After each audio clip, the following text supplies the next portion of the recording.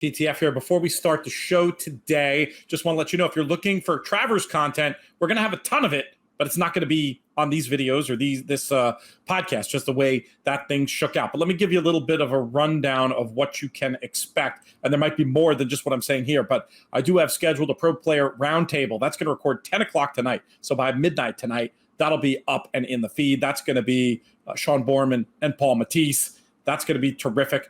Saturday, live on track. Michelle, you and I will go over the pick six. That's 9 o'clock over by the NITHA booth near the Dunkin' Donuts stand.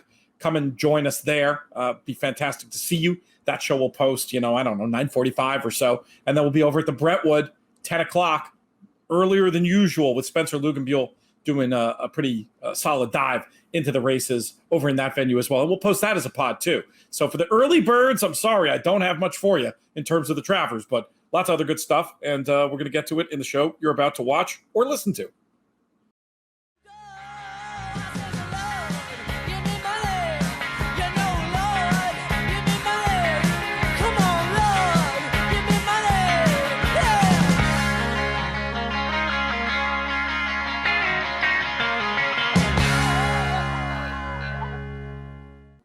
Hello and welcome to the In the Money Players podcast. This is our show for the races of Saturday, August 28th. At least our races around the country and racing goings on around the country. As mentioned up top, you're going to have to look elsewhere for the Travers material, just the way that one went. But we do have a terrific show, and I'm excited to get to it momentarily. We're going to start off with Michelle, you, and Scotty McKeever on the Del Mar late pick 5. We've got talk from up at Woodbine.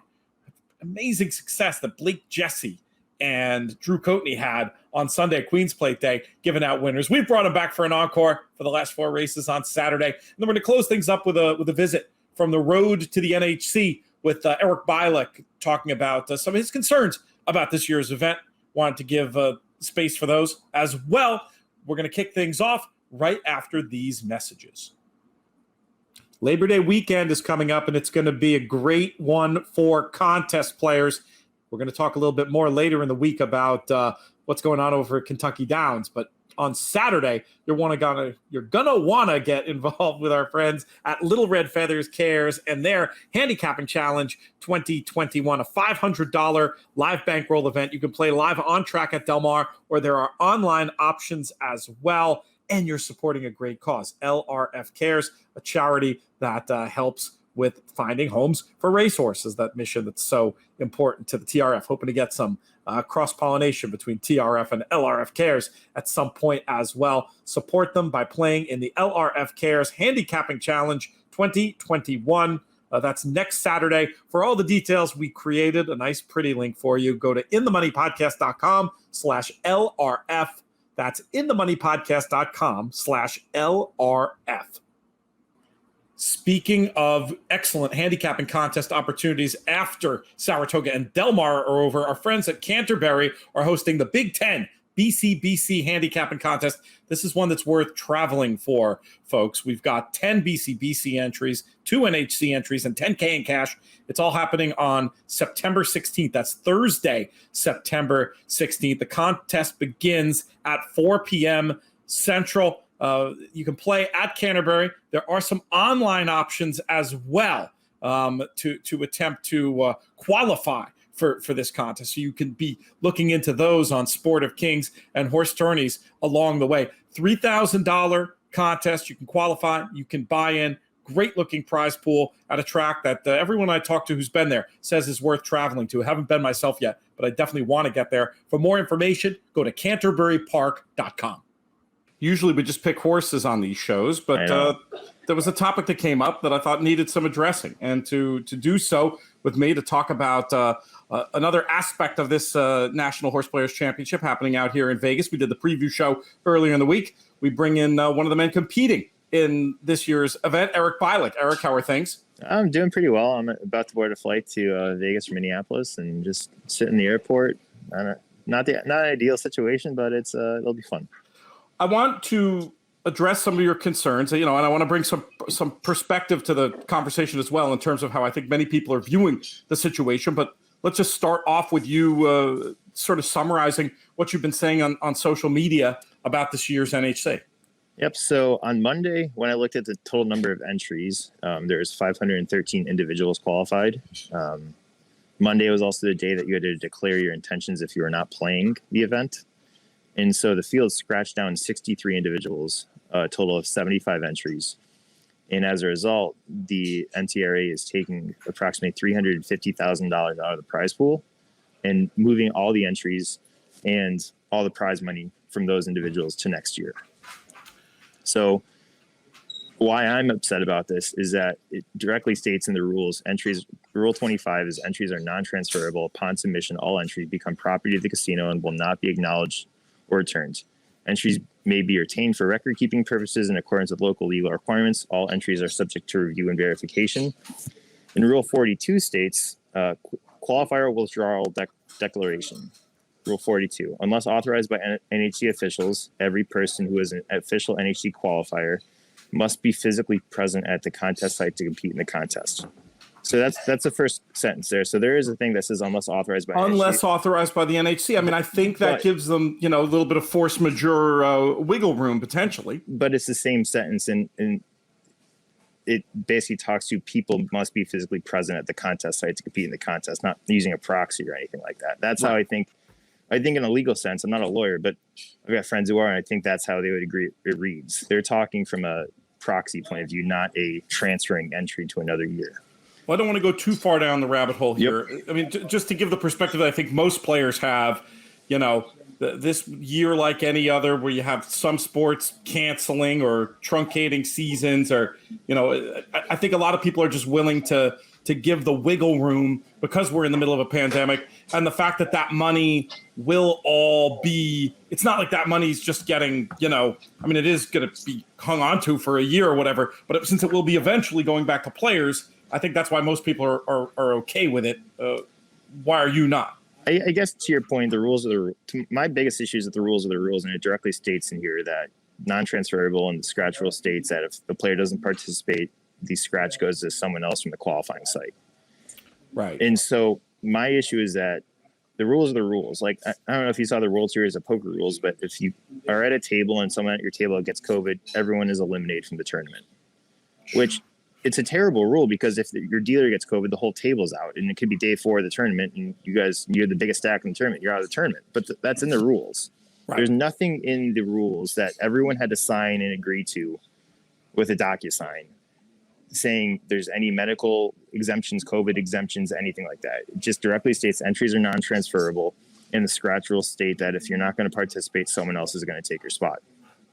Yeah. So I think that more clearly delineating, obviously the rules changed because of COVID. I think we can all give acceptance of the idea that the rules might have had to change, but it might have been nice if there was a little bit more clarity, a revised set of rules explaining, based on XYZ in the best judgment of the NTRA, et cetera, something like laying out this process. Because I'm just going to be honest with you, Eric, the thing that I'm a little concerned about is I think this whole exemption thing is a little squirrely.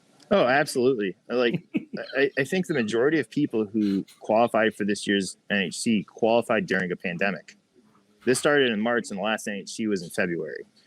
And since people are qualifying under a pandemic, if you qualified last April, you had no idea when there was going to be a vaccine, if the world was ever going to return to normal. You never had no idea about this. And so now that they put these exemptions in there because for medical reasons, personal reasons, like there are players who are not going to be there for personal reasons. After they made the mask mandate at Bally's, there's players saying that they weren't going to play, but they're going to be allowed to play next year. So I understand there are probably a few medical exemptions, but I think a lot of it is, I don't want to go to Las Vegas in the summer and lose a Minnesota summer weekend.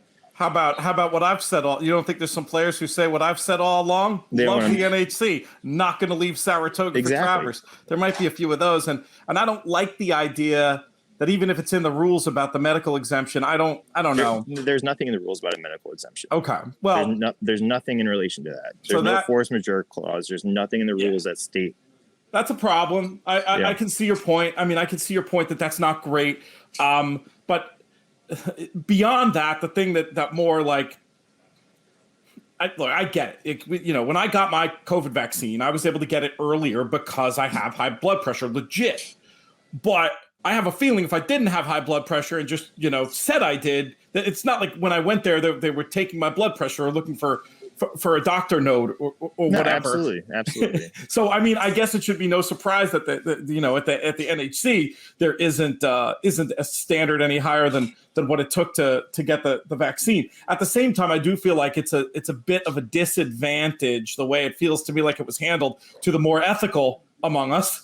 Yeah, absolutely. Like the way they're taking $350,000 out of the prize pool. So if you divide that over 7,000 or 75 entries, that comes out to each of those entries is worth $4,600. And if you take the total prize money for the cash prizes are going to pay for the actual event this year, that comes up to $3,600 per qualifier. So where does $1,000 for people moving their entry out to next year come from? I understand it's part of the hotel stay, event fee, whatever. But it's just it's very much like, it seems like those people are at an advantage right now. Because let's think about it this way. One of the worst things that happened in horse racing lately is jackpot bets. You play an absurd takeout, kind of like the NHC. You play until they say, hey, there's a cheap shot. There's going to be a mandatory payout day, and they're going to pay out the pool. And so let's think about it this way. Let's say what's basically happened here is people are playing at a jackpot takeout rate all year. And then in the online events, that's true. Not true in the on-site correct, events, in my opinion. And then a couple weeks before the event, they say, hey, we're going to take $350,000 out of the prize pool and move it to next year, aka the next force out. So I was qualifying under the assumption that this is what the total prize money was going to be. The last thing where I found an email is mentioning $800,000 for the winner was in June. The prize money for the winner is now $700,000. Yes. They took one thing I'll say is they did the way they allocated the money. If you accept the idea that, in a better communicated way, this had been dispensed. I like the idea of just taking the money from those top two finishers and moving it off because, those people are going to be pretty darn happy anyway. And at least you're not affecting the money that's distributed to like the rank and file people in the money. I just will throw in there that I think that was a clever idea. But I think you're raising some legit concerns. Just to really sum this up, though, for everybody. I think most of your fellow competitors at the NHC, if they were speaking to you privately and heard this conversation, they'd want me to ask this question. What did you expect them to do? We're in the middle of a pandemic. What solution would you propose to this? Put it in the rules. If this was in the rules, I'd have no issue with it. Yeah, that's hard to argue with, my friend. Especially when they send you a DocuSign 2 weeks before the event or 3 weeks, 4 weeks, whatever it was, saying these are the rules, you have to sign them, agree to them. That's a great point. But then I guess I found a tweet from August 12th with someone mentioning that Keith Chamberlain was on Steve Bick and mentioned that people would be able to withdraw if they wanted to after the mask mandate at Bally's came to be. So why is that being communicated on Steve Bick? Not that you shouldn't listen to Steve Bick. Sure? Steve Bick's awesome. But you sure there wasn't an email about that? There's no email saying anything about exemptions. It's squirrely. It's kind of like I said. It's like they wanted to do it, but they didn't want to do it. And they have 1 foot on the boat and 1 foot on the dock. And when that happens, you often get very wet.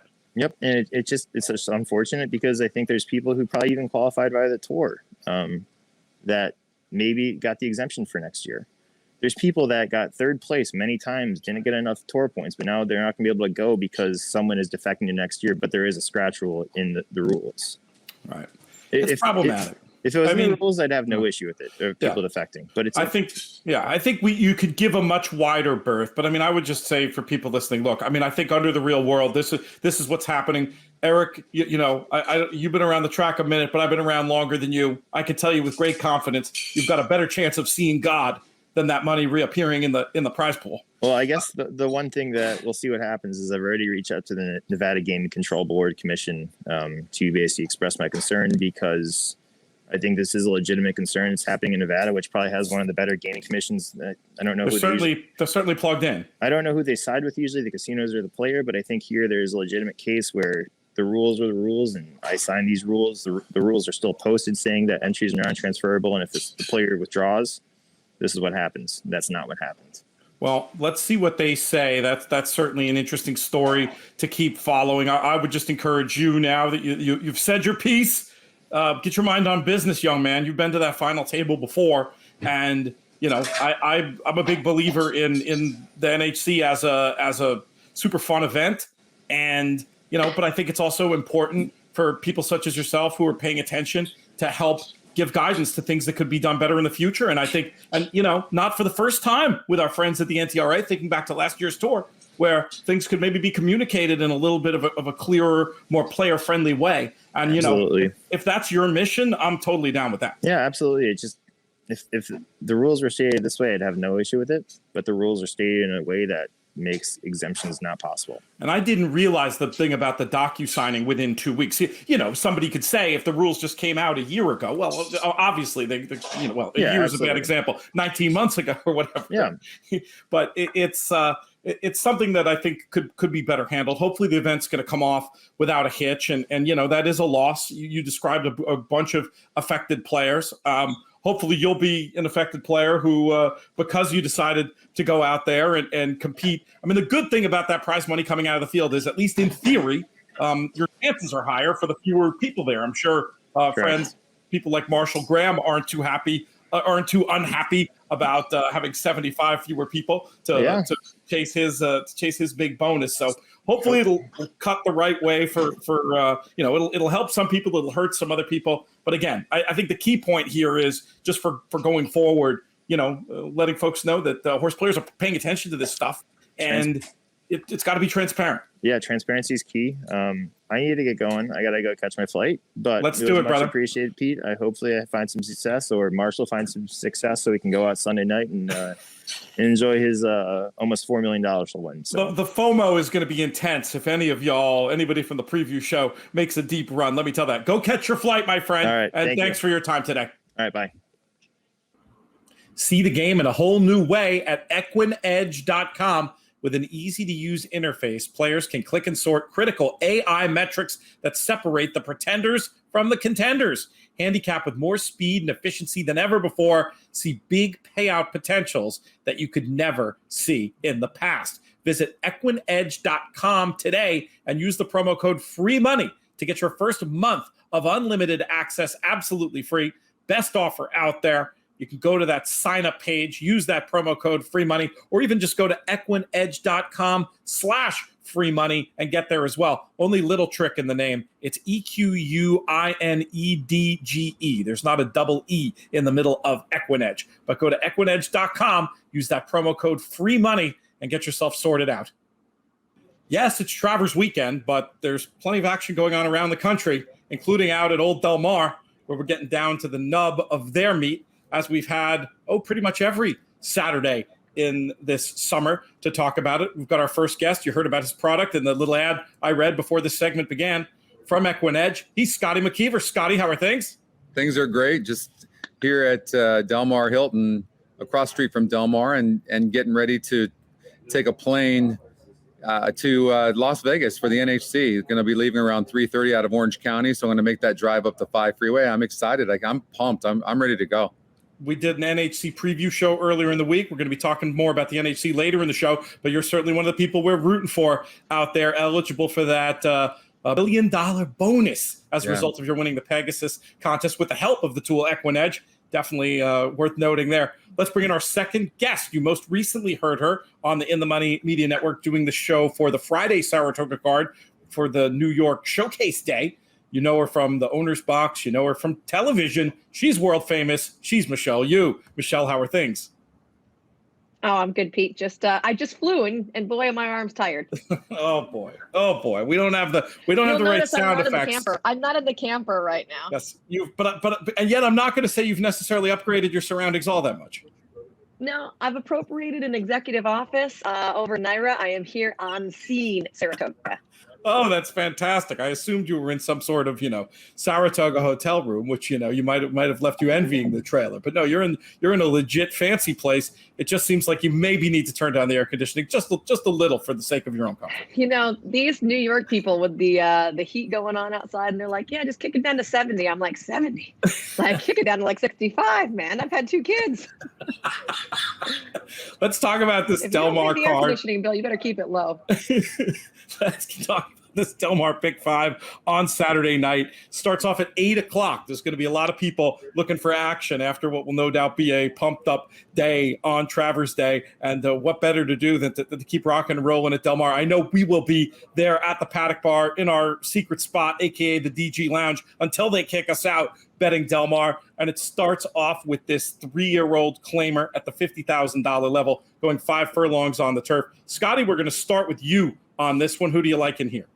Well, I'm going to use the favorites. Love Me Jimmy, who's 6-5 on the Equinedge morning line. And as a matter of fact, that's the good thing about it, right? We're talking about Saturday's card, and already there's no morning line on this horse, but in the Equinedge morning line, we've got that. So we're showing 6-5. So Love Me Jimmy is a horse that it needs the lead. Going to try to go gate to wire.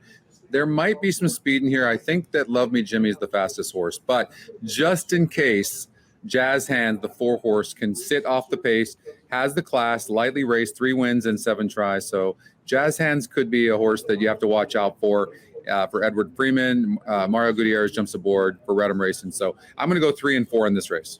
3 and 4, keeping it pretty straightforward to kick these things off. Michelle, you have any interesting flies in the ointment for us, or is this one straightforward? I mean, I think this race is pretty straightforward. If you want to include another horse, to me, it'd be Crossword for John Sadler. Hoping that horse is in the field and not like on the AE, because, you know, DRF doesn't specify that at this point in time. So this horse ran a decent enough second last time out with Emily getting on. I think the key to this horse is the 5 furlong turf sprint. You don't get that a lot. So anytime he can take advantage of it. He did break his maiden at Del Mar, going the 5, and then subsequently has only run further. Ran, I thought, pretty well last time, despite not the best trip. Unfortunately, draws the outside again, which is not a terrible spot to be, except he doesn't have speed to really get himself involved. So he's at the mercy of a bug rider on the turf course going wide. So I think that's definitely his drawback. But if you were looking for a third, I think he's the one. If I forced you, Michelle, to pick a top pick, who would it be? Oh, my top pick is Jazz Hands. I like Jazz Hands. I mean, Love My Jimmy's the horse to go through for sure, especially because he has the speed. But I think that Jazz Hands has shown time and time again, he's just a consistent performer. He's getting a cutback in distance. He's getting a class drop down because he was facing older in that Cal Optional 20. I mean, now he's in straight 3-year-olds. He's obviously in for the $50,000 tag because he's cleared all his conditions. He's actually a really interesting horse if you were looking to claim too. So Jazz Hands is my top selection. It'll be interesting to see what happens with the shake on that one. 4-3-9 for Michelle. Let's talk about race number 8. Maiden special weight 2-year-olds here, going 6 furlongs on the dirt. Michelle, we'll keep it with you.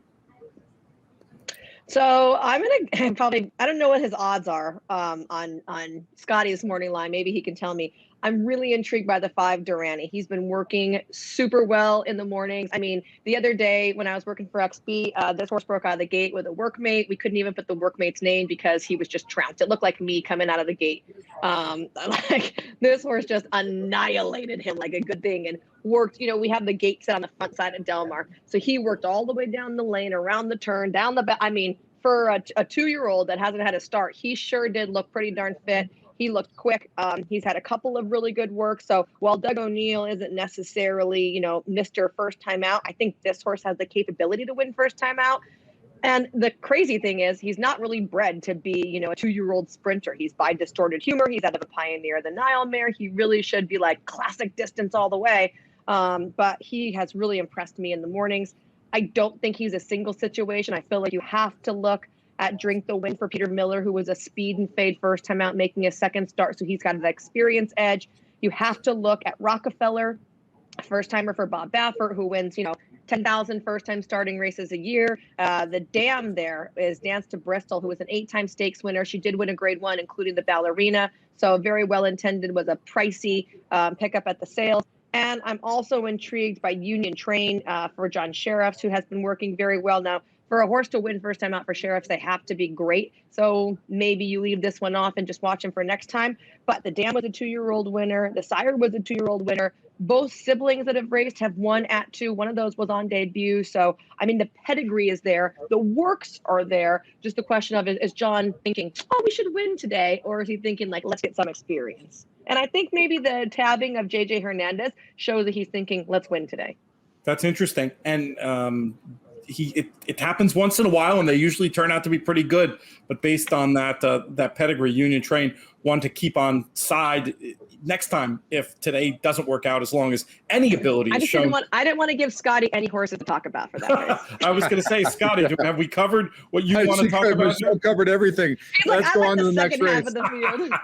Give me grade them for me, Scotty, into which ones you'd want more as main type horses and which ones as backups, and if you have a top pick amongst the group. All right. Well, I agree with everything Michelle said about Durante. I didn't know about the workouts, but you can clearly see this horse is very talented in the mornings. I looked at the GSR Plus, which is our genetic strength rating, as you guys know, and it had Durante wanting longer, but it doesn't mean this horse can't sprint. The horse is training just off the chain. So I really like that. It's also the Scotty algorithm's top pick. So for a first-time starter, that says a lot. The horse I'm probably going to go with is going to be Union Train, the 3-horse for John Sheriffs, because I just don't see John working horses out this fast. Very steady in the mornings. I love the work pattern. This horse has been running fast just from the very beginning. This is a really nice horse. I like the gate work on July 24th. This horse has a very good GSR. So Union Train is going to be my top pick. Rockefeller, the 2-horse for Bob Baffert. This has the highest genetic strength rating, GSR. The workouts, tough to tell with Bob because the workouts are usually fast. The workouts aren't as fast as some of the other horses, which makes me even like this horse. I'm more intrigued. I think this is a very nice horse. The morning line on Durante is 4-1, by the way, Michelle. And then on Rockefeller, it's 7-2. So those are good. 3-1 on Union Train. I think those are all the right ones. The only reason I'm going to go against the one is Drink the Win for Peter Miller is because the horse really just stopped after having a clear lead. And I'm looking at our strength of race, and that it was a 44, and the mean is 50, so that's a pretty low number. So I'm gonna say that was a weaker field, and I'm gonna go against the one also being on the rail, and it also has an 8-1 on the Equinedge morning line. So I'm gonna go against there, and I'm just gonna throw a long shot in there possibly. Doug O'Neill, who had the 6-horse Get Back Goldie, 46 SOR. It was a decent maiden field, got a nice second place finish, and was 6 wide. Maybe even 7 wide in that race. And I don't think this horse was fully cranked. Now he puts this horse, the Golden Sense horse, up in a straight maiden here. It's interesting. I don't normally like these horses increasing in class, but these first-time starters haven't necessarily proved something. So maybe that Get Back Goldie, the long shot, could run good. So I'm going to say 2, 3, 5, and 6, but I think Union Train's the real deal. The 3. All right. I can't wait to see that one. Really, really competitive, interesting race. We'll go into that on Baby Talk, our Gainesway-sponsored 2-year-old racing show that'll be dropping at some point in the near future as well. Del Mar's 9th race is 11 furlongs on the turf. It's an allowance optional claimer with a non-winners of one condition, $40,000 level on the claim, 3 and up. Scotty, what do you think is going to happen in this spot? Well, I think the 3-horse Midnight Joster is going to possibly surprise them. This one is our second Scotty pick. Doesn't really have a lot of speed, moving up in class a little bit, but this one seems to be in really good form right now. And this one is not necessarily the best breaker, but I do think there's some speed in here for Phil D'Amato and Joe Bravo. And I think you're going to get a price in here. And this one could end up going off at anywhere from 5 to 8 to 1. So Midnight Joster is going to be a horse that I think deserves a look. The 5-horse Love, 9-2 on the Equinedge morning line. This one's burned a little bit of money, and when it did win, it barely won in that optional $20,000 allowance, going 8 furlongs on the turf. So we'll see if this one can handle 11 furlongs. It did last time out, but now this is a higher group. So we'll see what happens there for John Sadler, Juan Hernandez. It is the Scotty algorithm's top pick, the 5-horse is. I think we're looking at a wide open race here. I'm going to spread with the 3. I'm just doing 3 horses, 3, 5, and 6, because if you want to get a good payout in races like this that seem wide open, you have to take a risk and cover a few horses so you can spread in others and try to get prices. So I'm going to just go 3, 5, 6 in here. I take your point, Scotty, from a contrarian point of view. If you know everybody's going to be spreading and you can narrow it down to 1, 2, or 3, and then if you can find the horse that, and you know, we're lucky when this happens sometimes, but when you find the horse that you know others are going to be singling, that you can fade and spread in there, going against the current, that's how you can juice up these exotic pays for sure. Michelle, what will be your approach to wagering in Del Mar's 9? So we talked about how wide open this race is. I used 3 horses, and we only like 1 horse similar. It's actually my top pick, and that's the 6 Friars Road for Mike McCarthy. This horse has not been the 1 3/8 before, nor has he run on grass. But I feel like Mike has a really good sense of when a horse is going to flourish on the turf. And I think from a pedigree standpoint, by Quality Road out of a Giant's Causeway mare really should be able to handle that extended distance. You see almost won an allowance race at a 1 3/16 on the dirt. 2 starts back. Came off the layoff with, I felt like, a race that he probably needed looking at it. And I think this is just a type of race that this horse can really win. He's going to get some pace up front. I don't think he wants to be too far back, so he's going to get the jump on a horse like Midnight Joster. And Mike McCarthy's doing a lot of right now. His numbers belie that, I feel like. So I'm going to use Friars Road on top. My second choice is the 8 horse. Where I have to find him because there's no numbers. I literally have to count. Me and Mr. C for Michael Maker, taking the class drop down from the Singletary last time out over at Lone Star, but we've seen several of his Lone Star shippers run very well. And I think that this horse is like that one pace type that should be able to really like the 1 3/8. And then my third choice is Liberal for Patty Gallagher. I expect to see this horse on the front end like we saw him last time running against similar company. Now, he did get out kicked towards the end, but that was off of a little bit of a break. I think he could be a little bit fitter today. And if he can be all alone on the lead, I mean, he might be tough to reel in for some of these guys, knowing that he's been that distance very recently. So I used him in my top 3. All right, lots of good ideas in that race, going in a whole bunch of different directions. I don't think I'm going to be able to resist the idea to take more of a spready approach in that one. Let's talk about race number 10, graded stakes action for the Pat O'Brien, 3 and up, going 7 furlongs on the dirt. Michelle, who's your idea of the winner? I messed up. I just want to tell you, I messed up real quick. My second choice was not the me and Mr. C. It was the 8 Farquhar. See, that's what happens when you don't have numbers. You have to make little squigglies. Wait a second. So I have my second choice, not me and Mr. C. I have the 8 as me and Mr. C. But I have the 8. Okay. That the 8 is Mr. You've got that right, Michelle. I do. So it's the 10. Yeah. What number's Farquhar then? Farquhar is the 10. Okay, so that's where I messed up. Okay, So yes, we were talking about the right horse. The 8.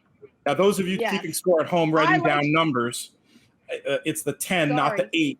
That's okay, and I'll remind folks that this is for the flagship shows and for some of the extra shows. If you're a Plus subscriber, we send out the digest with all the picks, so you don't have to try to drive yourself crazy and take notes. You'll get an email to look back at. Obviously, we're still going to listen to the shows, hear the analysis. Because you don't want my notes right now, apparently.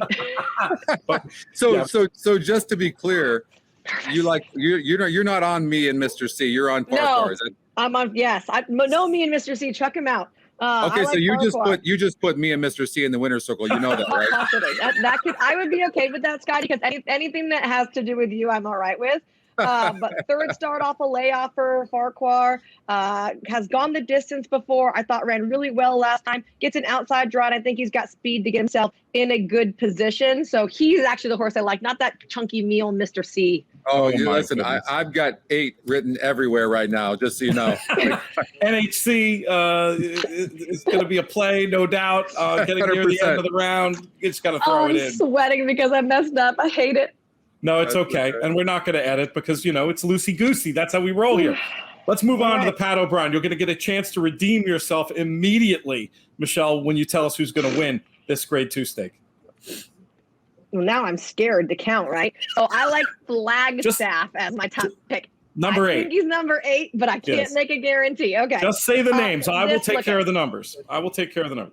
Okay, so we know what the problem is at the top I put the numbers that I like, so then I can scroll down and look at the horses. And I tried to number just the horses I like, which obviously screws me up. So I like Flagstaff in here on top. This race I feel like is his race, the 7 furlong affair. I feel like a lot of 6 and 6.5 of, quick horses can win. Those 1-turn miles a little different. You have to have a specialist that loves 7, and Flagstaff loves 7 furlongs. He's run well at Del Mar.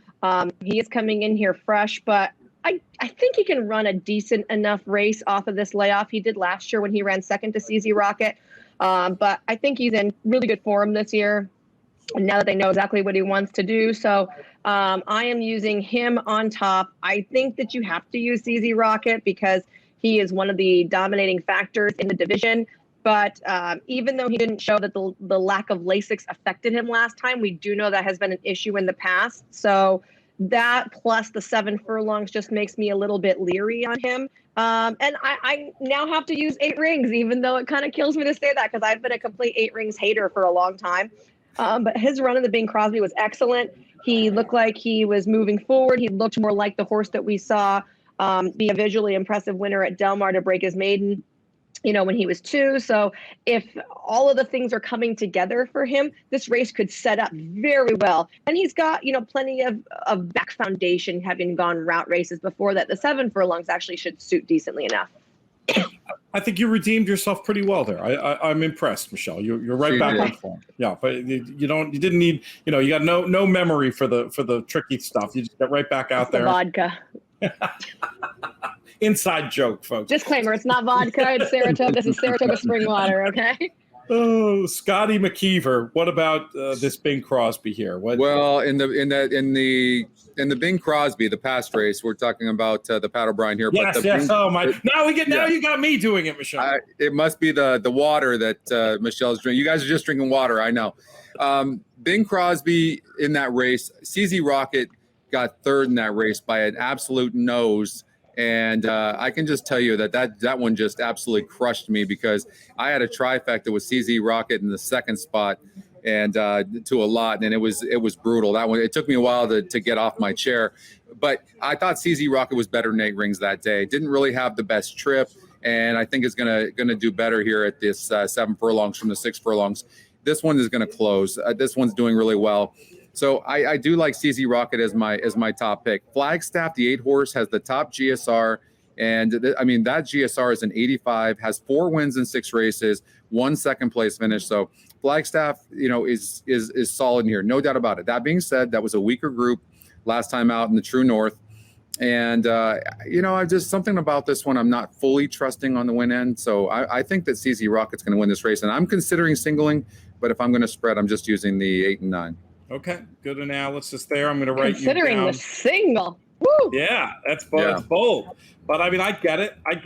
We'll see if that Lasix thing, it's a good question, Michelle. To me, he sort of put the lie to the narrative that he needs the Lasix last time. But, in your experience being around these horses all the time, it's completely conceivable that day he didn't and then today he would. Like, you wouldn't trust him to fire his best shot? It can have to do with stress. It can do a lot with stress. It can do a lot with, are you coming off a break or not? It can do with what the weather is. Is the weather been hot? Is the weather not been hot? There's so many additional factors, like just because they, bleed or don't bleed one time, and he might not have bled a lot and maybe just a little bit, but he got a break coming in there. And generally if a horse that bleeds comes in with a break, they've all healed and everything, so maybe you can get 1 run. I don't know if he's going to be able to manage a second one, especially going 7. And he's going to have to run hard because with Brickyard Ride in there, we know he's going to go fast early, and Brickyard Ride doesn't just stop, right? So there's going to be horses that have the jump advantage on CZ Rocket, so he's going to have to go hard. And we saw Ginobili run very fast in his allowance score at Del Mar, going a mile, so it's a cutback for him. And he might be out there with Brickyard Ride, although I know Richard Baltus was not happy with his draw on the call for the draw. You can call in and listen. And when they drew Ginobili in the 1, Richard Baltus was like, beep. and then when they drew CZ Rocket, Peter Miller was like, yes. That's great. That's so funny. Well, there you have it. It wouldn't have mattered if he drew the 8 hole. It wouldn't have mattered. Ginobili was never, in my opinion, going to compete in this race. Has a 3% win percentage on one algorithm. It's 25 to 1 on the Equinedge morning line. I don't think it would have mattered. Even if the horse is doing really well, it wouldn't have mattered. I don't think. And the other thing to note too on Flagstaff, this horse is, Michelle's right, 105,000 earned per start in 6 tries going 7 furlongs. The only negative for me was at Del Mar, the average money earned in 5 tries is 18,000. So I was a little worried about that. This horse though got a nice second to Triple Bend last year or in the Pat O'Brien, excuse me. So I had mixed feelings about Flagstaff, but I do like that the horse is tactical. But I think CZ Rocket, too, guys, was off for a couple of months and going into the Bing Crosby. I'm not sure if Peter Miller had him fully cranked, honestly. I think he could run a huge race on Saturday. It's going to be I do want great to to watch. asterisk your earnings for Flagstaff is that he was disqualified from purse money because he had a medication overage, I believe, in one of those good races. info. So your money there is going to be Good lower point. than that. And Yeah. also his previous Del Mar races, I don't think he was the same horse as he has been recently. Yeah, those are all fair points. Those are all fair points. I think it's a great I race. really stopped cheering after Scotty said Michelle was right. It just went like wah wah wah wah wah. But I think I got some of that. Major Breeders' Cup implications there Yes. in the Pat O'Brien. Let's talk about the race that closes out this sequence, though. This will be a very important race for the NHC as well. We've got an allowance optional claimer going 8.5 on the turf out at Del Mar. Looks pretty interesting to me. Scotty, what do you think? Well, it's another wide open race. I'm kind of leaning towards Zip Now, the 2-horse, but Lukewarm had some issues and then still went gate to wire on the 5.5 or 5 furlongs on the turf here at Del Mar. Ran really good. It was not a hard race at all. I was actually really impressed with it. Now stretches out, but I'm not sure if this horse wants to go 8.5 furlongs. I'm seeing this as more of a sprinter. So I'm not entirely sure what I'm going to do here, but I don't know if this horse is going to get the distance. The 4-horse Carmelita's Man is going to be one of the choices in here too, but this one's been burning a lot of money, so that's a tough one. I mean, I think you have to find a long shot in here. I want to kind of listen to what your guys' thoughts are in this race, and I'm going to make up my mind. I haven't made up my mind in this last race. That's fair enough, and Equinedge, the kind of tool that you can allow you to be nimble like that, especially in an environment like the NHC, where by this point you're going to know, do you need that $10 winner to make sure you make your way into the next day of play, or are you still firing and trying to get from the back of the pack into the last round or up the leaderboard? But let's look at it. Michelle, we'll make you look at it from like a pick 5 point of view. How are we going to get paid? I hate this race because I'm like Scotty. It's so open. There's so many like horses that you want to make a case for, but then they have so many negatives. I did end up with my top pick being Carmelita's Man.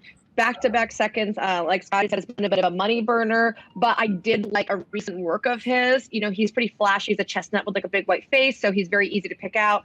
And when I was working for XB, we saw him working, and he just looked uber fit to me. So because of the watching that work and not being absolutely enamored with anybody else, I wound up on him as my top pick. I thought that US Danger was interesting as well for Jonathan Wong, who surprisingly only has 1 win at the Del Mar meet.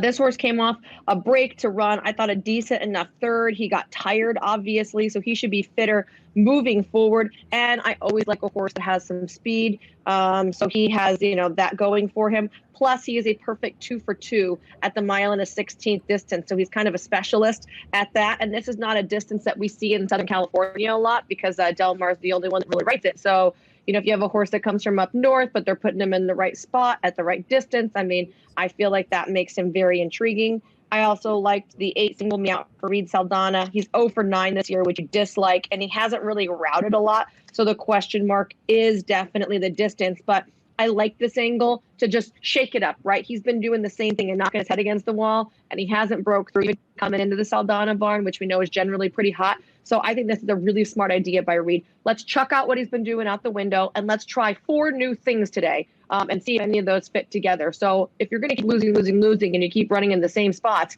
that's not being creative at all. And this is a way to try something new. This race. One other thing real quickly, Peter, I'm going to give you 2 horses just to consider. One is I'll Stand Taller, the 6 horse for Doug O'Neill, Mario Gutierrez. This horse is lightly raced and is not a proven loser. And 7 races, 2 wins, and 1 third-place finish. And that was a pretty tough group last time that this one beat fairly easily. I actually think this is an easier group than last time out. So the more I'm looking at this, while Michelle was giving her explanation of this race, I think I'll Stand Taller has a big look in here. Viking Plunder, the 1 horse, that one really off the layoff, 4-month layoff, came back and ran huge against a decent starter allowance group there. So maybe that one, but I think the more I'm looking at this, I'll Stand Taller. I'm probably going to go with the 6. Okay, I'm going to put that as I your think top you're pick. onto something with Viking Plunder, though. Like Viking Plunder was my 4th choice. I think the stretch out actually going to work in his favor because he's won at 9 furlong before, and he beat some good enough horses who, if they were Calbreds, would look really good in here. It's definitely a race with a spready look. One tool in Equinedge I just want to highlight for people building pick 5 tickets. When you go on the changes tab in the program, it will highlight all of the changes for you, whether that's jockeys, surfaces, distance, and I think there's equipment in there as well.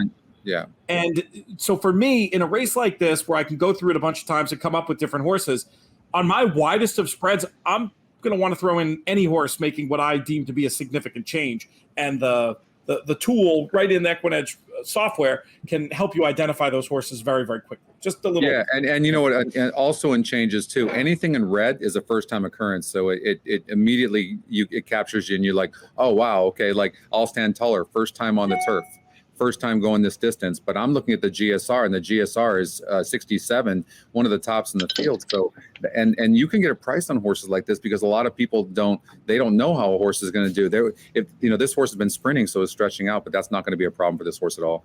All right, guys, I've kept you over time here, and I'm going to let you get on with your very busy days. Scotty, Godspeed out there at the NHC. We're rooting hard for you. Michelle, Scotty, I'll be cheering on you, Team McKeever. Thanks so much, Michelle. And we can't wait to see you on America's Day at the races, Michelle. And then also, we got to put this plug in, live on track with me on Saturday morning at Saratoga, 9 a.m., that's where the Pick 6 portion of this show is going to be. Apologies to folks looking for Pick 6 info on this show. We're holding out on you a little. It's how the client wanted to do it. Don't blame me. But anyway, we'll be there live at Saratoga, 9 a.m. in the morning. Come meet me. Come meet Michelle. Make sure you have a bottle of Saratoga sparkling for me. That's my diva move, okay? Okay, I'll get that sorted out. Please don't leave if I don't have it. We'll sort those green M&Ms. We'll get it all taken care of. All right, guys, have a fantastic day. All right, you guys too. Bye, guys. Bye. Okay, people, we need your help. Last year, and one of the greatest things that happened to me since we started this podcast, we won the ABR Fan Choice Award for favorite podcast / radio show. Now, this year, they're doing this different thing. We've been pumping it every week. You pick the finalists for the award. But last I checked, we weren't sniffing to even be on the ballot, to even have a chance to defend our title. That's ridiculous. We got to make this happen, and we're going to need your help. And I think this is the kind of thing you can probably vote on multiple days. I don't know all the rules, but I think you're probably allowed to vote a day, and you could probably do it on the different browsers.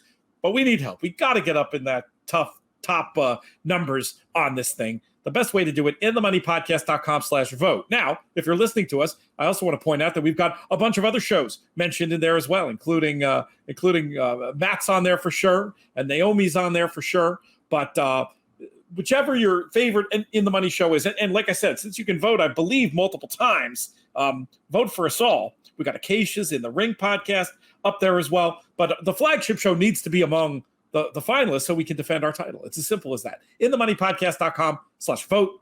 And we'll let you know what happens. Check it out. Help us out. inthemoneypodcast.com/vote. Next up in the show, we've got a duo of guests back for an encore after knocking it out of the park in the Final Answer show for Queen's Plate Sunday. Figure, hey, we'll remind folks, Woodbine Racing continues apace, and we're going to look at the last 4 races on this Saturday card. To do that here with me, returning guest on the show. He's here every week to talk all things Woodbine, and you can read his analysis over at inthemoneypodcast.com. Drew Coatney, everything good? Everything's good. Hot and steamy up here in Chicago, hoping to get a little break in that. And I'll tell you what's terrible, a storm rolling in and your propane runs out and you have to divert to charcoal. Oh. That was a heck of a grilling experience. I know you being the grill master yourself, that will put the pressure on you for those pop-up storms like that. And grilling in the pouring rain, yeah, that's not always fun. I got very lucky. I timed it well we did the overnight brisket the other night, but we had it where it basically like set up, was in sunshine, it started raining, and 12 hours later was the next break in the rain, and I was able to take the thing off. But anyway, that's like as usual, the kind of strange analysis you get when you tune into Drew and I on these shows. It's half a cooking show sometimes on these Friday appearances. Also back on the In the Money airwaves, been just crushing it for us. The Prairie Meadows show, the pick 5 there, multiple big priced winners on Queen's Plate Day card. Blake, you make some money on that thing? Absolutely, but you know how it goes, Pete. That was old news, so we got to go back to the well and get some more now. That's right. They don't really care. The people who didn't listen to those shows, they don't care. They don't want to hear us taking bows or sitting on laurels. It's time to find a bunch more winners. And the best place that we're going to do that on this Woodbine Saturday card is these last four that we always look at. And it starts off with race number 7, the sequence we're going to look at, 4:25 Eastern. So we'll be in the midst of the Travers Day card. But, there's a lot of time between races. And I know I'll be looking at Woodbine during it. We've got these 3 and up, filly and mare maidens going 1.25 miles, unusual distance on the turf. Blake, let's start with you. Who do you like? Sure. There's not really any standouts in here. It is interesting to note that the 6-horse Transient was entered last Sunday on Queen's Plate Day in a much tougher race 12, and scratched out of there. Not sure what to make of it. Gallardo was listed to ride that day, and he chooses to ride the 4 Bequia. So you make of that what you want. But in this spot, I am going to be using 3 Lone A's, the 4 Bequia, the 6 Transient, and the 7 Cappy. If I was going to narrow down and make one of those 3 my lone selection, it would be the 7 Cappy. Hernandez, go-to rider, takes the call, and just feels like this one is ready to go for its North American debut. 7, 4, and 6 to kick things off for Blake. You said you wanted to use those 3 A's. Did you have any backups you wanted to mention, or are you just going to try to get through it with on that one line? No, I am going to go. There's some later races that we're going to need to spread out, so I will be using 4, 6, 7 only in there. Drew, how are you going to light this candle in terms of the late pick 4? Yeah, I'm with the number 4 Bequia as well. I think never really had a chance at getting bumped so hard out of the gate in July 25th on my birthday, and there was a bit of, you could almost sense Stein with the indecision of not knowing where the running room was going to develop as this one was stuck behind a wall of horses. I think there's a lot to build off of that race, as well as the June 12th race, earning a pretty good figure. So I see this one stepping forward in a race that I agree with Blake. There's not a ton of standouts here. The one horse I did want to comment on as a backup is the number 5 Vivid Vixen.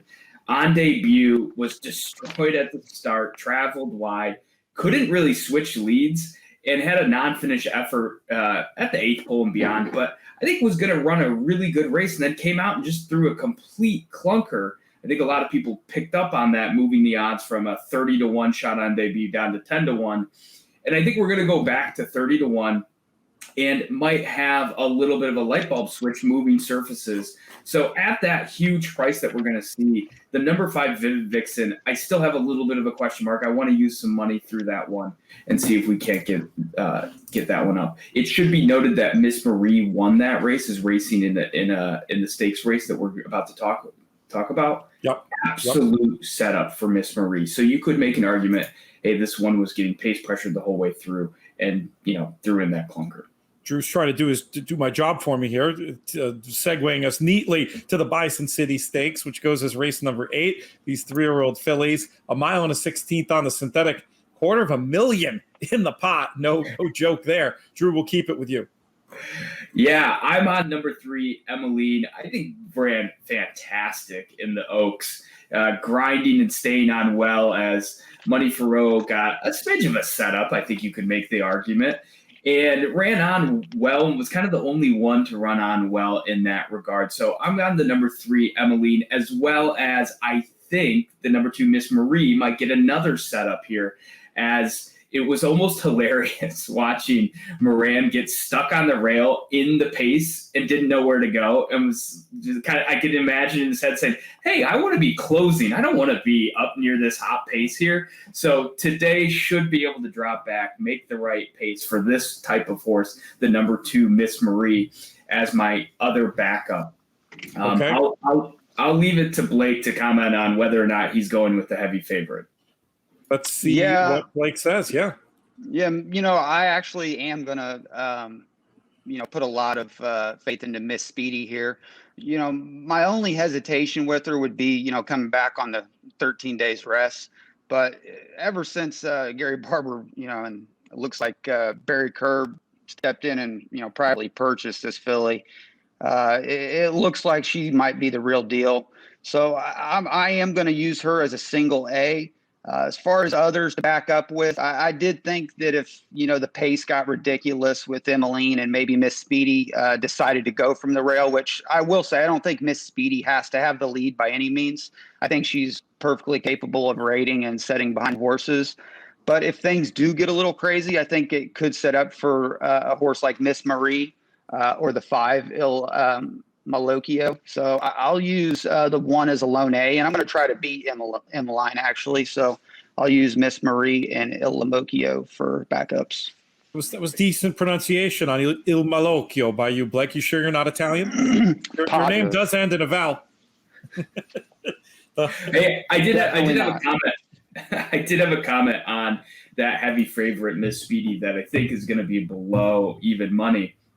It is exciting to see a horse close 8 lengths on a PP line going the 5.5 furlong distance without any real pace setup, and then comes back and then runs on the lead. I just really question, Blake, and how do you view this? It didn't look like this horse was finishing that well in that race. Can the horse take another step forward? Sure, but how do you project out these type of unexposed forms that are going to be going a longer distance against some tougher pace? Well, I mean, first off, the horse did, run a top figure. So you definitely in the back of your mind, you're thinking there's a possibility for a bounce there. But I factored that in, and I think if she bounces, she can still win. I mean, she's, her figures are quite, they're 10 points higher than the rest of the field. That's where I have her. So, I mean, if she bounces, she can still win, in my opinion. I love to see that versatility. I love to see a deep closing run and an on the lead run, because it basically just tells me that she's got ability and they can put her where they want her. If the rider on Emmeline is goofing around, they can go on with it. They've got the speed to do that. But I think the more likely scenario, maybe like what Blake said, they let that one go, flop outside. And when a horse has shown that they can adapt to different setups, adapt to different needs for running style in terms of race design, that's always a huge, huge positive for me. That's how I see it. I mean, the 13 days is a little bit worrisome, but I mean, we've seen Cassio, just when they're good, you just bring them back and they usually run pretty close to the same race, I think. So it's a tricky one. It's a tricky one. Well, I mean, if this race was, if the Queen's Plate was a week later, I think she'd be running in the Queen's Plate. I'll just put it that way. They're on numbers definitely fits. That's that kind of thing. Let's talk about race number 9, gentlemen. It's a starter allowance for fillies and mares 3 and up, going 6th on the synthetic. And Blake, it's your turn again. Yeah, this is an extremely tough race for me. You got horses coming in and out of form, layoffs. So it just really feels like the pace in here is going to be hot. The one horse, has shown plenty of ability to rate, but they're putting blinkers on for the first time. The 2 horse shows a lot of early pace. The 4 Loaded Question has shown nothing but early pace and is getting blinkers today. And you got the 5 horse Benny's Button, who's been going 5 furlongs both starts and going to the lead. So it really feels like it's going to be a hot pace. And I'm not sure what kind of price we're going to get, but I'm going to try Frame This, the Bobby Tiller horse making its first start of 2021. And hopefully can use that running, that closing running style to its advantage and run by all of them. But as far as backups in here, you can go really, wide. I'll be using LaCroix Vollmer. That's my night. Loaded Question and Benny's Button. So I will try to get clever and use the 7 as a single on some tickets, but 1, 2, 4, and 5 as backups. All right, Drew, how do you see this one? Yeah, you saved some meat on the bone for me because I love the number 6 Old Secrets in here. I agree the pace is going to be hot. And you got to tell yourself a story to get this one into the winner's circle in your mind at least. And Last Out had a rail stalking trip, right? A bit of an upgrade when you consider that. But was making up great ground late in a bit of a merry-go-round situation and had nowhere to go again, and was almost handridden. So I think Bollinger second time up on this one will have a great opportunity to make the close late. And when you look back at the 3-year-old form from last year with those two races, that can project up pretty nicely here and has really showed good effort. I'm going to cross a complete line through the almost year layoff. It felt like they said, Ian Black said, go out there, don't hurt the horse. We know we're not going to win. Let's just get things going again. And today should get a little bit better with the extra distance. I'm also going to use the 1 LaCroix Valmer, and I'm against the 4 and the 5 here in this spot. So 2 for me, 6 and 1, trying to get out without using the 4 and the 5. What are your cases against the 4 Loaded Question and the 5 Benny's Button? I mean, on figures, they certainly look like they should be right there. Yeah, I think both are a bit of a need the lead type, and I think too that's kind of my night is going to get in the way of that situation for the 4 Loaded Question, who I think is going to speed and fade pretty well, and that's why they're going blinkers on, trying to get some extra early speed. And then the number 5 Benny's Button, that stakes race may have well been this type of group here. They're all that mid-60s buyer runners type, and then needed the lead at the 5 furlongs. Again, I think we're going to see a speed and fade job out of both of those. No, you both made very cogent cases for your top picks in there, and I think I'll end up messing around with both of those and grind on the race a little bit more and see what we can come up with.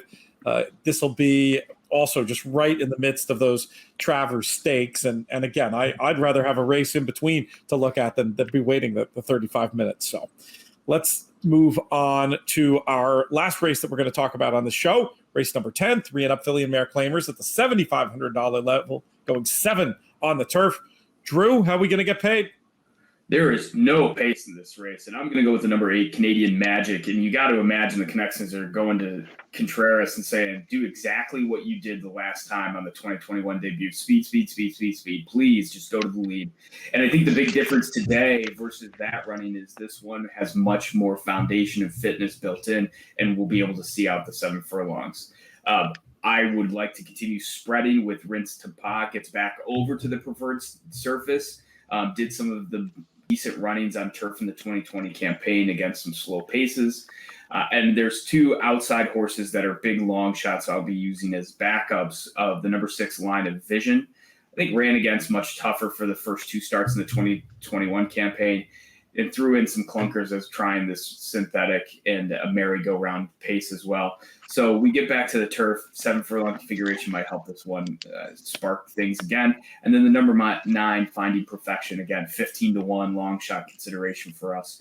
Was wide last out, grinding in that merry-go-round pace that Line of Vision and a few others were in as well, and had a decent move around that turn. So if it can get some race luck and a better trip, might be able to get up to the winner's circle. Definitely a good one for the verticals. Let's bring Blake back for his thoughts on this finale from Woodbine on Saturday.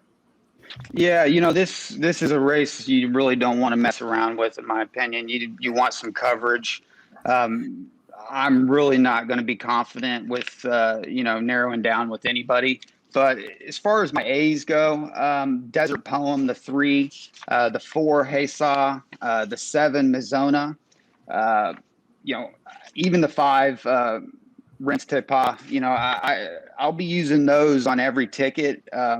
Drew alluded to the 8 as his top pick. I'll use the 8 and the 10 as B's, but every ticket of mine will have the 3, 4, 5, 7, and a few will have the 8 and the 10. But it's really a race that anybody could win. Really, I mean, it's a bad race. We're spreading and looking to catch there. Now, I didn't prep you guys for this, but we've got another minute. I said at the beginning of the show we weren't going to do any Travers Day content on here because we've got so much of it cooking elsewhere on the network. But have either of you looked at any of the Saratoga races on Saturday? And does anybody have a quick thought on any of them, or a horse you're looking forward to seeing, or an angle you're looking to follow? Anything along those lines? Drew, we'll start with you. Oh, I have not even looked at it yet. I was planning on looking at the Horse Player Happy Hour. Today's race is first, so haven't dug in yet. I'm excited to get there, though. Yeah, that's going to be a fun show later. I'm sure we'll do plenty of looking ahead to the Travers. We're going to hopefully have guest appearances from Donna brothers and also Michelle Yu for that one. A lot of people might be listening to this though after that's already happened, so we won't dwell on it. For me, it's the A-Challenge and Jerkins. To me, is the race of the day. I can't wait to see the showdown between Jackie's Warrior and Life is Good. Haven't decided which way I'm going to go yet. I have a little bit of a lean. Obviously, there'll be plenty of content from me over at theraces.com on that. We'll talk about it on later shows and those live shows that I talked about earlier Saturday morning as well. Blake, how about you? Is there a particular storyline or horse you're interested in for Saturday? Really, I'll take the $3.60 on Essential Quality. I think some people try to get clever and, beat them, and, I won't. Yeah, I agree. I mean, on that one, I just think that it felt like the last day was the day that, he was maybe supposed to lose and he got no kind of trip and he still won. And now second race of the meet, going a more favorable distance for the spot that he was pointing Louis to. Got more confidence than ever right now. I mean, I don't see any reason to try and beat this horse. How are they going to beat him? The only little wise guy story I might be able to try to conjure, and I think it's stretching my imagination to its limits, but Midnight Bourbon, I thought was maybe I could tell you a story based on attacking that hot pace in the Preakness. And then, I'm not saying he was going to win, or I don't even know how close he was going to go in the Preakness, but in the Haskell, but maybe he, maybe he needed that race. Maybe he could move up off it, but I just don't know he's in the same league as the top one. Yeah. I mean, I'm going to have to differ there. I won't be giving him much chance, but hopefully there's more like you. We're not that different. 80 to 90% is going through Essential Quality. But I just, if I'm looking at that field the horses I'm hearing wise guy cases for, I can't see it all. At least I can tell you a story about that. But it'll be fun to see. Drew, feel free in your Woodbine analysis to pop in a Travers Day thought. It is the kind of day important enough that we can get all hands on deck to cover what promises to be a fantastic day of racing this Saturday over at NYRA. All right, gentlemen, we're going to let you go and get on with your weekend, but really appreciate your time today. Absolutely. Good luck, guys. That's going to do it for this edition of the show. Keep in mind, we got a ton more coming up. Keep looking at your feed, wherever you get your podcasts. YouTube-wise, this is probably it. So you're definitely gonna want to subscribe. I did that twice today. Gonna. I don't know what's going on. The mouth words are failing me here ahead of Travers weekend. But YouTube-wise, I'm not sure if we're going to have more. I'll be honest with you. So what you need to do is sign up for the podcast versions of these shows, which you should be doing anyway because it helps us out over at In the Money Media. Basically, In the Money Media is the thing that you're going to want to look for on your podcast provider, or just look for the Players Podcast and you'll get the main feed, however you want to do it. But there's a lot more to come. But right now I'm here to give out the thank yous. Thanks to producer AJ for filling in ably for producer Craig. Thanks so much to all of our guests on this show, Scotty and Michelle and Blake and Drew and that Eric Bialek kid. Again, good luck to him out there at the NHC. For more NHC coverage, look back in the feed. You can check out that preview show. But yeah, there you have it. Most of all, I want to thank all of you for listening, for watching, for making these shows so much fun to do. And why not? A shout out for our founding partners at the TRF and 10 Strike Racing, who've got a live shot at Saratoga on Saturday. I'm excited to see the purple and black, hopefully back in the Spa winner's circle again this meet. That's going to do it. This show has been a production of In the Money Media. Our business manager is Drew Coatney. Our chief creative officer is Jonathan Kitchen. I'm Peter Thomas Fornatel. May you win all your photos.